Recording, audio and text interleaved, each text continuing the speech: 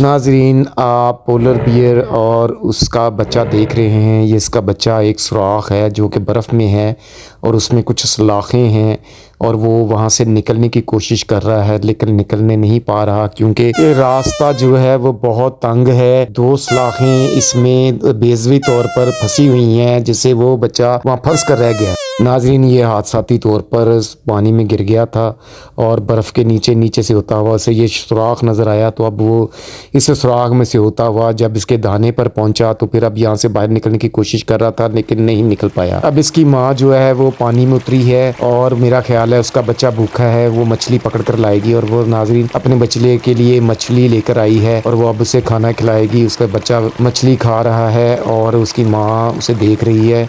उसका बच्चे को सलाख ने जख्मी भी कर दिया है। इसके बाद अब रात हो गई और बर्फबारी भी शुरू हो गई है और वो उसके पास ही बैठी हुई है और वो दोनों जो हैं वहीं सो गए हैं।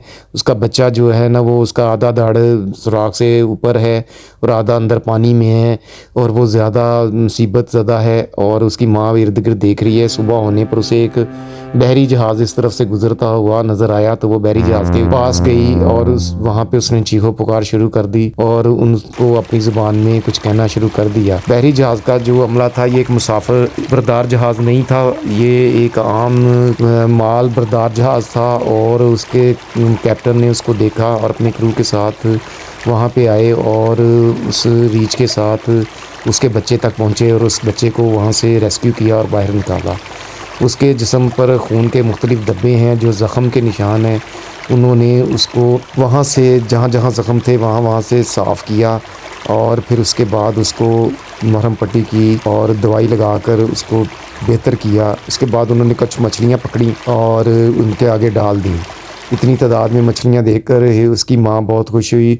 उसने मछलियाँ खाईं और मछलियाँ खाने के बाद उसको अपनी ताकत दोबारा बहाल होती हुई महसूस हुई और बिल्कुल दोबारा से वो तरोताज़ा भूखी भी थी और बर्फ़ में उसने बहुत मुश्किल वक़्त भी गुजारा था। इस सिचुएशन के बाद अब उसको कुछ बच्चे की तरफ से भी आराम मिला था और खाने को भी अच्छा मिला था। उन्होंने बहरी जहाज़ वालों का शुक्रिया अदा किया अपनी ज़ुबान में। यूँ ये कहानी अपने अख्ताम को पहुँची। आपको मेरी वीडियो पसंद आई है तो चैनल को सब्सक्राइब और वीडियो को लाइक कर दें। शुक्रिया।